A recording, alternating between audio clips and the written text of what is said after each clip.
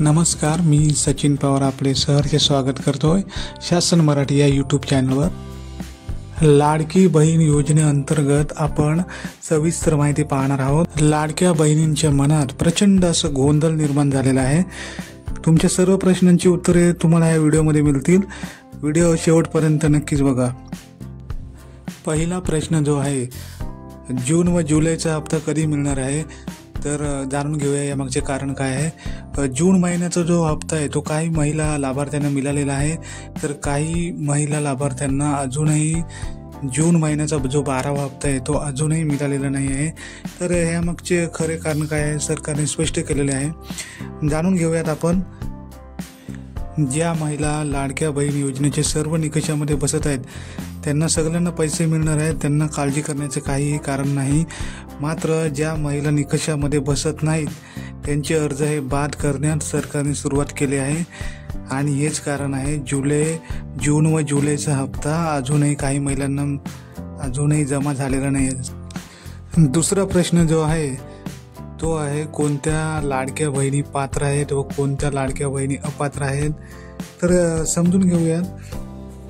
सरकारने जे निकष दिलेले आहेत त्यामध्ये ज्या महिलांकडे चारचाकी वाहन तसेच सरकारी नोकरी, इन्कम टॅक्स जर ते भरत असतील किंवा इन्कमचा सोर्स जास्त असेल किंवा काही महिलांचं वयोमर्यादा जास्त असेल किंवा काही महिला संजय गांधी निराधार योजनेचा लाभ घेत असतील, तर अशा महिलांना सरकारने अपात्र म्हणून घोषित करण्याची सुरुवात केली आहे। त्यांचे अर्ज जे आहेत ते बाद करण्यास सुरुवात केलेली आहे। कारण सरकारने आतापर्यंत अमरावती जिल्हा 21,000 अर्ज बाद केलेले आहेत, तसेच यवतमाळ जिल्हा 27,000 अर्ज बाद केलेले आहेत व नागपूर जिल्ह्यामध्ये 57,000 अर्ज हे अपात्र ठरवलेले आहेत। असे आतापर्यंत 80,000हून अधिक लाडक्या बहिणींचे अर्ज हे अपात्र ठरवण्यात सरकारने तपासणी सुरू केली आहे। ज्या महिला लाभार्थी पात्र आहेत त्यांना लवकरात लवकर जून व जुलै महिन्याचा 12वा व 13वा हप्ता मिळणार आहे। त्यांना काळजी करण्याची काहीच गरज नाही आहे। तसेच जून महिन्याचा हप्ता ज्या महिला लाभार्थ्यांना मिळालेला नाही त्यांना जून व जुलैचा दोन्ही हप्ते हे एकत्रित मिळणार आहेत। तसेच ज्या महिलांना जून, जुलै आणि आता 9 तारखेला जे रक्षाबंधन आहे, आता लाडकी बहीण योजना म्हणजेच तिचं दुसरं नाव आहे रक्षाबंधन। त्याच्यामुळे सर्व लाडक्या बहिणींना ओवाळणी ही सरकारकडून ओवाळणी ही नक्कीच मिळेल।